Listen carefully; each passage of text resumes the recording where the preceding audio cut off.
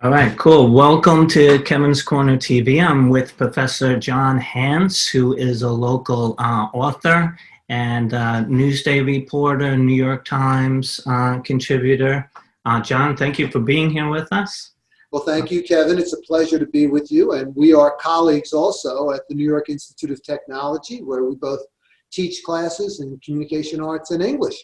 That's right. It's my pleasure to be with you. Yeah, all is good.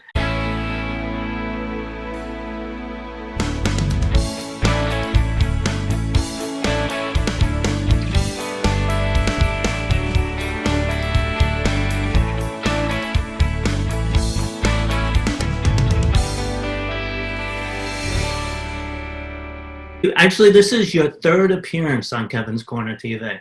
Wow. We did the first one was the where you talked about running because you're an avid runner, and then we recently did another one, and now this is your third. So you're the most frequent guest I've ever had. I'm honored. I'm honored. Thank you. And the reason I wanted to bring you back was because you recently won some awards for some of your publications and books. So tell us a little bit about that. Thank you. It's nice of you to want to spotlight those. As a writer yourself, you know that it's often a lonely pursuit, even when you're working with great editors and photographers, as I usually have the privilege to be doing. It's still a lonely pursuit, and it's very subjective. And so it is nice when your peers or colleagues deem your work worthy enough. I'll just tell you quickly, because it just arrived in the mail. This is my first place award from the Long Island Press Club, which, as you know, Kevin, from your days as a publisher and editor, is the main regional journalism organization. And I won first place for a narrative profile. Kevin, you know what that means, but a profile is journalese for a story about somebody. Mm-hmm. And it's one of the things that I've been doing profiles on interesting people on Long Island for Newsday for many years, whether they were runners or people of all kinds of backgrounds. This story was for a story I did last year about a woman named Sandra Rose, who lives in Long Beach, and she's now 81. And about 12 years ago, she was, her grandson was diagnosed with cancer, and it motivated her. She wanted to do something to help. So she got involved with the Leukemia and Lymphoma Society's team and training program. And some of your viewers may have heard of that. This is a program that run out of the Leukemia and Lymphoma Society, in which they will, if you fundraise and to a certain amount of money, and they will provide you opportunities to train for marathons, to run a marathon, to cycle 100 miles, to do a century cycle, to go on hikes. So it's really a way for these individuals to raise money for a good cause while doing some kind of, I don't want to say extreme, but challenging fitness pursuit. So Sandra has done like a dozen of these things. And she's run the marathon, she's walked the New York City Marathon, she's climbed, mountains, she's hiked, she's bike ridden. But what we really focused on was that the challenge is, and you can think about it, anybody who's ever tried to raise money, even for like a Girl Scout cookie sale, you can't just keep going back to the same people all the time, because even your friends and family are like, all right, I gave last year, I don't want to do it again. Right. What Sandra did is she has raised over $500,000 in 10 years, which is an enormous amount of money, considering these are not big corporate donations, these are individual donations. So she went out, in the story, we talk about it, and she has this whole big system where she has these lunches, and she told us what she cooks for the lunches, and she brings in speakers, and she gives away raffle tickets, and she does it up here and down in Florida, where she and her husband have a retirement home. And so she's like this little energetic fundraising octogenarian machine. And she was just delightful, and the kind of person that's very inspiring. And also the good news is her grandson is fine now, he's cancer free. but just an inspiring story about somebody who's passionate about a good cause. And even at an age when a lot of people are kind of just sitting back, she's still out there, probably right now, emailing somebody, reminding her, come on, we need your donation. Yeah, so that was the story, and that won an award. Nice, nice, nice. Now, is that the kind of stories that you enjoy writing the most, is about people, or because you do all sorts of stuff? Have you seen a weekly on print? Yeah, no, good question, Kevin. I really do love writing about people like Sandra. I mean, because her energy was infectious, her attitude was so positive, and she was just so funny. I mean, I met her at the boardwalk in Long Beach just about a year ago.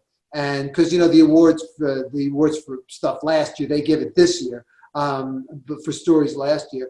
And she came power walking down the block. You know, I waved. We were supposed to meet on the corner. That's what she said. Meet me on the corner. And she just, so she comes walking up, and without even saying hello, the first thing she says, you want to know the secret to how I'm able to raise so much money? I'll tell you. And she pulls open her jacket, and it says passion on this T-shirt. Oh, neat. Wow. That was the lead of the story, Kevin. You know, Yeah. that was basically the lead. And, you know, it was just, she was so much fun and just such a lovely person. So when you're writing about people like that, as opposed to crooked politicians or, you know, something like that, I enjoy that. I enjoy that. But I do write also about history, as you, I think, mentioned. And another award I got just recently was another awards competition that I think you're aware of, is the Fair Media Council. That's a big organization on Long Island that a woman named Jackie Clements started some time ago. And it was originally designed to make sure that Long Island was getting adequate media coverage from television stations in New York. Back in the day, before News 12 was a powerhouse, you know, it was all the television stations in New York, and Long Island was sort of an afterthought to those, Channel 5, Channel 4, Channel 2. So she started this organization to advocate. And of course, the mission has changed because the media landscape has changed so much. Now she's an advocate for a strong and independent media, news media, which is a good thing to be advocating right now, as you know, Kevin. So they have an annual folio award, they call it, in which they give awards to stories, broadcast and print. And I won for a story I did for Newsday last year about Jones Beach, which is something I've written a lot about, as you know. You wrote a book about it. I wrote a book about it, yes. Thank you for plugging my book. Jones Beach, an illustrated history, with a blurb from Donald Trump on the back, no lie. Really? Oh, I didn't even see that. I got to see that. That was back when he was thinking of opening, building a new bathhouse, a third bathhouse, and it was going to be a restaurant. And that was when the book was coming out. So I actually sent his PR guy. I went to his press conference where it's interesting. I was just telling this to one of my former Newsday colleagues yesterday. It was very different. It was a very good, straight-ahead presentation. It wasn't kind of like what you see now in some of his press conferences. He wasn't playing to his base, so to speak. He was just giving what I thought was a very good talk about how when he had grown up in Queens, he used to come to Jones Beach. He knew what a significant place it was, what a beautiful place it was. And he wanted to, he was hoping that his new bathhouse restaurant would help. Well, it never worked out. That became a whole big separate story. But after the press conference, I talked to his PR guy and I said, we have this book on the history of Jones Beach coming out. Maybe he would, Mr. Trump would consider a blurb. They said, oh yeah, we'll look at it. Next 2 weeks later, I get this great blurb, and it is a very Trumpian blurb. What it says is something to the effect, every man, woman, and child in New York State should read this book. Right. Yeah, great. Now, of course, not every man, woman, and child in New York State did read the book. A few including did. Donald Trump. Do we know if he actually read the book? Well, I'm going to give him the benefit of the doubt and assume that he at least looked it over before he put his name on it. Right. And so, but the book did get a lot of good feedback because people care about Jones Beach here. You know this, even on the North Shore, Kevin. People love Jones Beach. It's an iconic place. It's a place that looms large in a lot of people's memories, childhood memories. Right. So anyway, since the book came out 10 years ago, I continue to write stories about Jones Beach. And last year, some of your viewers may know, was the 90th anniversary of the opening of the beach, which opened in August 1929. And just a few months before this happened, I got an email from somebody I know who said, you're not going to believe this, which is always sort of like, okay, I probably am not going to believe it.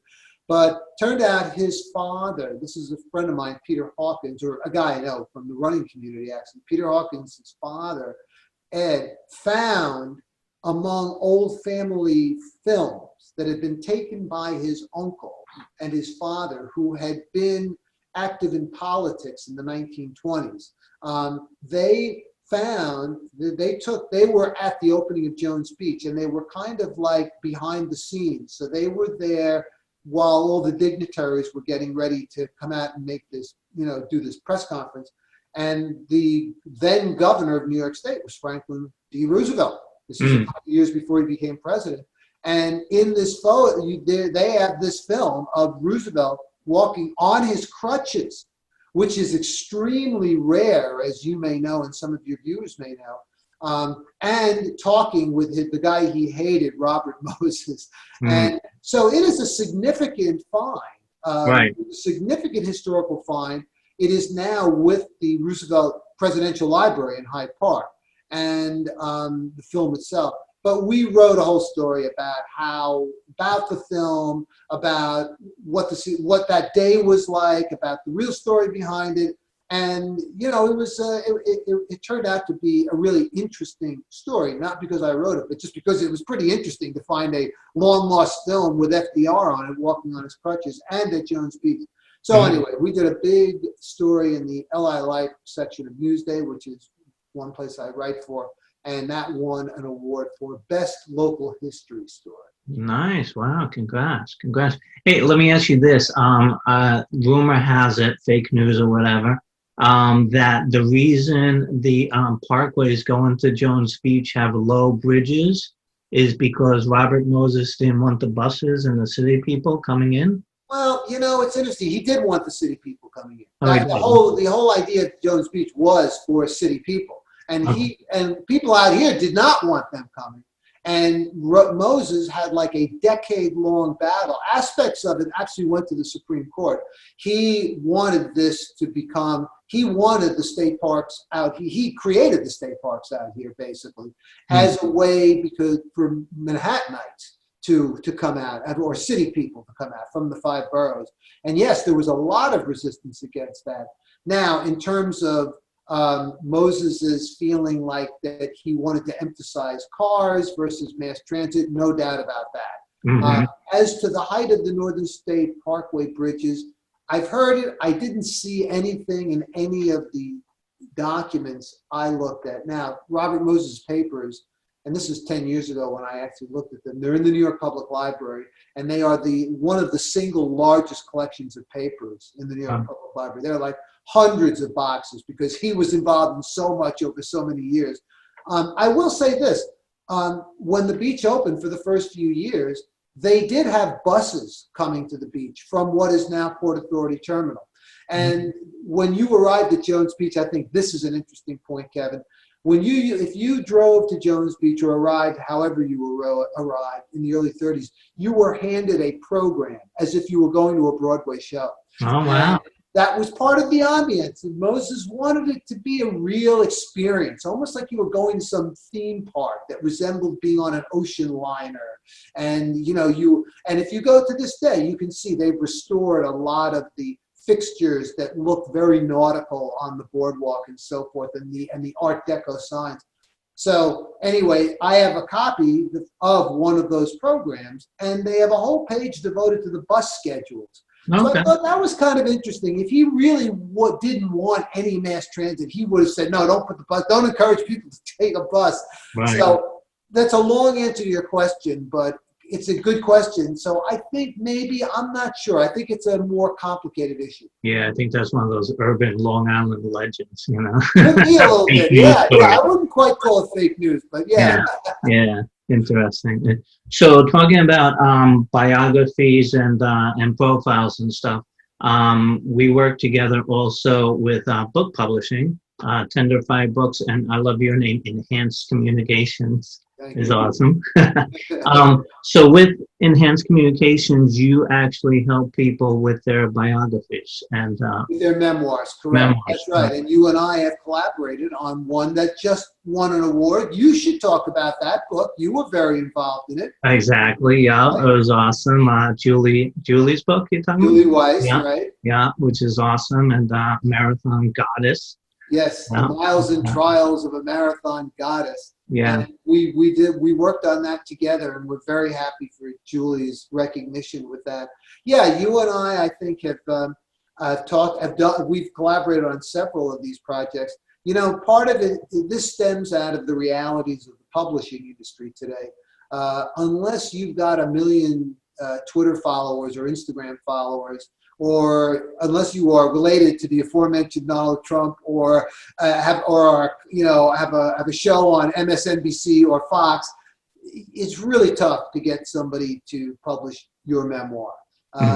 You know, publishing is doing better than people might expect. Book publishing, I'm talking about, but it's still challenged. These are tough times for almost every industry, as we know.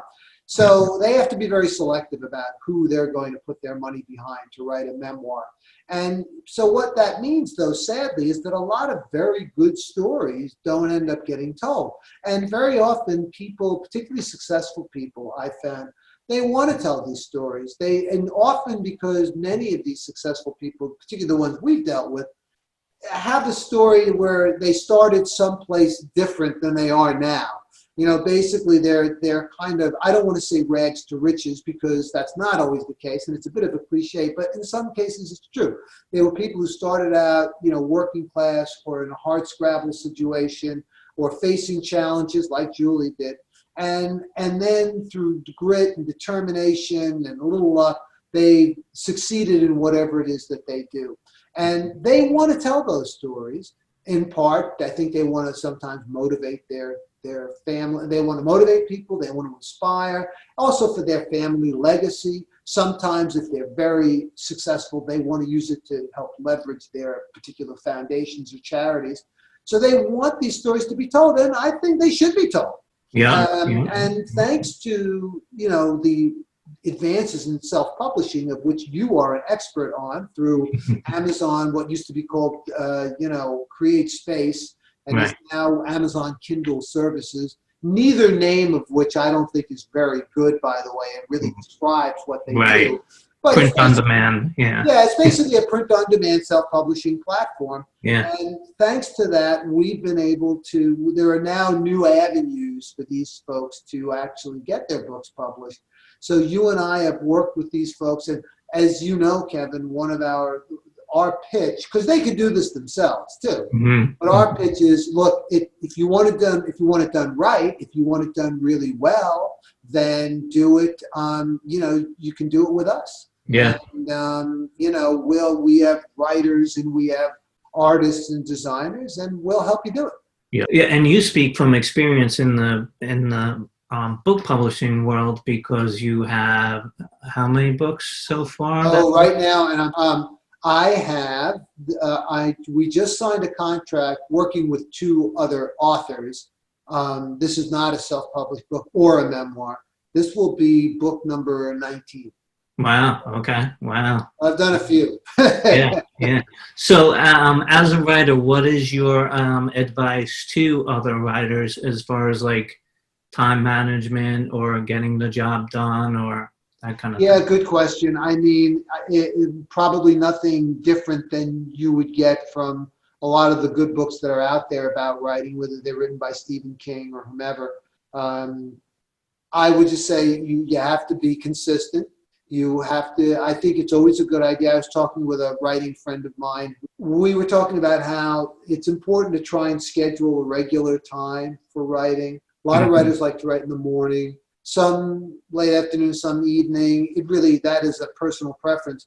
But I think it is something, it's not something that you can just come to and then leave for a week and then come back to. I think it has to be something consistent. And then a lot of it depends on what you are writing. Are you trying to write to sell an article to a publication or a website? Well, then there's a whole bunch of considerations like, is it newsworthy? Has it been done before? What kind of articles does this publication or website usually publish? What are they interested in? And for a book, then also you have to kind of map out the whole trajectory. What is it that I want to say? I don't believe you have to do that in advance. I do believe you should have some sense of where you want to go. But I think books, like stories, they can change. Things change the more you write and the more you find out about a topic. So I think you have to be a little bit flexible about that. But consistency, there's no escaping that you've got to keep at it. Would you agree? Oh yeah, definitely. And really, you know, like a lot of, because writing is obviously an art form, so a lot of people will say, oh, I'm gonna sit and wait, I'm not gonna touch it until the story comes to me. But you're saying that you should sit down at the computer and just start, right? Yeah, I think so. I mean, if we're talking about fiction, that's a different thing. I really don't write fiction. And I would imagine you do have to think through some elements of it, but I've even heard great novelists say they didn't exactly know where the plot was going. They kind of create the characters and they follow the characters, which is kind of an interesting way to think about it. So I would not use that as a reason not to write. If you want to write. You got to start somewhere. And the most intimidating aspect of writing is the blank page or the blank screen. And once you start filling that up, even if it's with a very rough draft, you know, you're going to relax. You're going to feel a little bit better. Peggy Noonan, who's a terrific writer, she was Ronald Reagan's speechwriter and wrote some of his great speeches and memorable lines. And he had many of them. And also writes a column in the Wall Street Journal now, wrote a terrific book about her time in the White House that included a whole chapter about advice for writers. And it was great advice, some of the best advice for writers I've ever read. She's from Massapequa, by the way, so she's sort of a local person. And, you know, Peggy Noonan made a big point about that, which I thought was so right, you know, about how when she was writing a speech, and imagine the pressure writing, you know, his president's address to the, you know, to Congress, or, you know, a nationally televised address. A lot of pressure on you to come up with something good, and that's on target. She said, you know, the worst part was just staring in the blank screen or the blank page, and so she would just kind of write anything, almost anything. And once the page started to fill up, she relaxed. And then it started to shape. I mean, I'm paraphrasing what you Right, yeah. But I thought that was very good. Start writing, you know, and just start. Would they say, you know, you just start writing, even if you start writing, I have no idea what to write about. You know? Right. Yeah, I think that was the point. Yeah, exactly. Yeah, awesome, cool. So what are you currently working on now? A book I'm working on now, another genre. If you're going to be a working writer, you have to work in a lot of different genres, I think, or several, not a lot. And one of the areas I do write a lot about it, this is what I first started writing about for Newsday years ago, was health and fitness.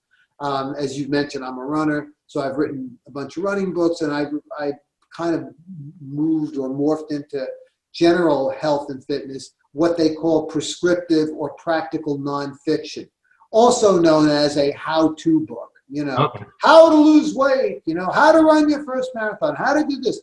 And right now I have the privilege of working with two co-authors who are tremendously accomplished medical people in a book, and I won't go into great depth about it, but it's a book about how it's based on, in medicine in the last decade, there's been a very interesting convergence between the fields of cardiology and neurology, meaning that practitioners in both, people who study the heart and people who study the brain, are realizing that the connection between the two is greater than we have thought.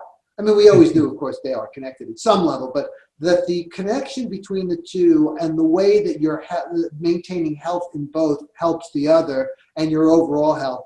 There's a lot of evidence that it's much more profound than we realized and has huge implications in treating and helping people to prevent or at least push back or lower your risks of the most common disease in America, which is heart disease, and the most feared disease in America, which is not COVID, Alzheimer's.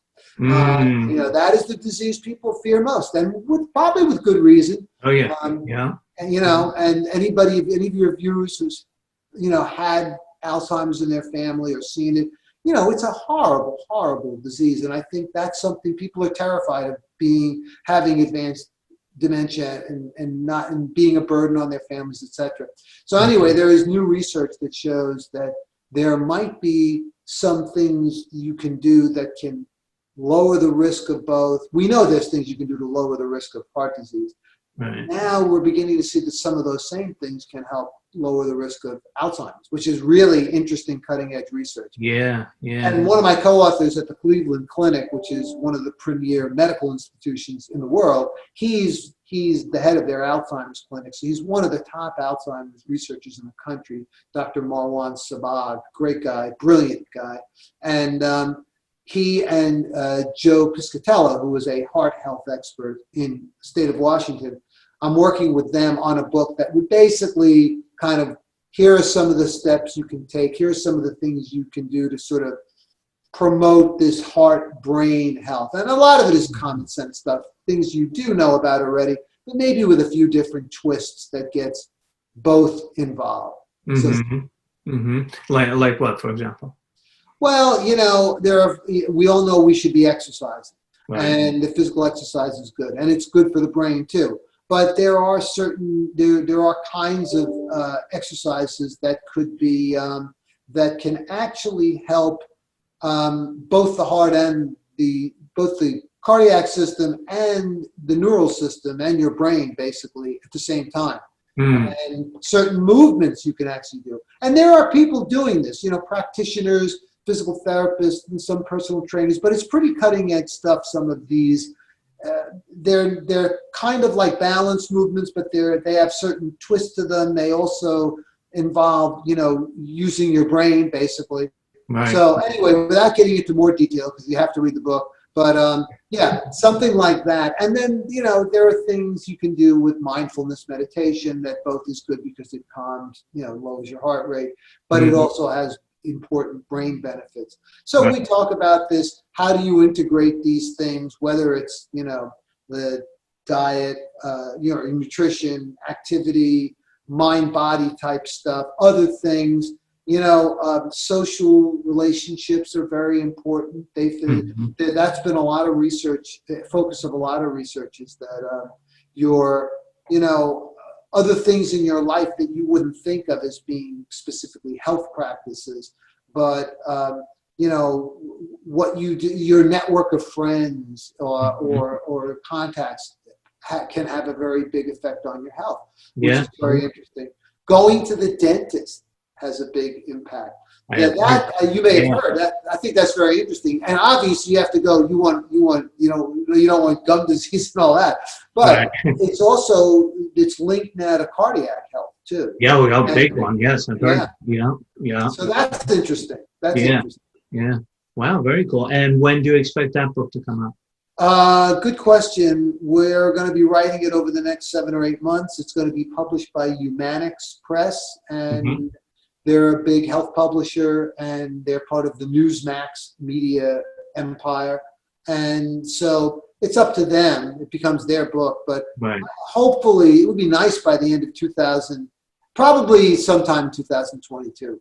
Book timelines have to be they're a little longer than. That's one of the nice things about writing for, Newsday, for example, and even with my stories, I'm not writing stuff that appears the next day, but it appears in a couple of weeks. So that's nice that you put this work in and a couple of weeks later, there's the story. With a book, you put all this work in and then, you see it in various phases, but as you don't see it fully published for, could be, years. Right, right. Cool. Awesome, John. You probably have to go and write something now, right? Right, exactly. Get out Yeah. there and write. Get back to work. Yeah, right, right. All right, cool. Thank you so much. Well, thank you for having me as a guest, Kevin. Always a pleasure. You bet. Thank you.